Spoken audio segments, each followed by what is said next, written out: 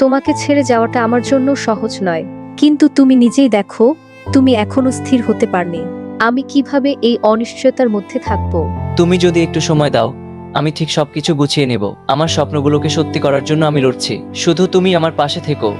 স্বপ্ন নিয়ে লড়াই করা ভালো, কিন্তু শুধু স্বপ্ন দিয়ে জীবন চলে না। আমি তোমাকে ছোট করছি না, আমি চাই তুমি বড় কিছু করো, কিন্তু আমার জন্য অপেক্ষা করো না।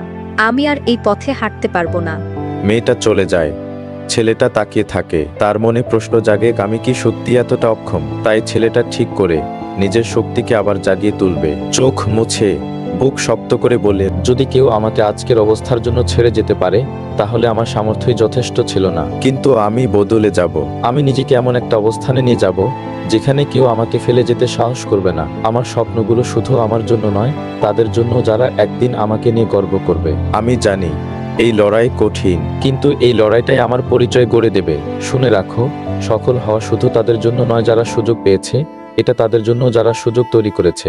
সময় তোমার সঙ্গ দেবে যদি তুমি তাকে সঠিক কাজে ব্যবহার করো। জীবন যদি তোমাকে ফেলে দেয়, দাঁড়াও, ধুলো ছেড়ে ওঠো, কারণ এই পৃথিবীতে কেউ তোমাকে বাঁচাবে না যদি তুমি নিজেকে বাঁচানোর চেষ্টা না করো। শেষ একটাই কথা মনে রেখো, তোমার সময় আসবে। শুধু এখন থেকে পরিশ্রম করো, নিজের জন্য, নিজের স্বপ্নের জন্য। এটা কেবল ছেলেটার গল্প নয়, এটা তাদের গল্প যারা হেরে যায় কিন্তু থামে না।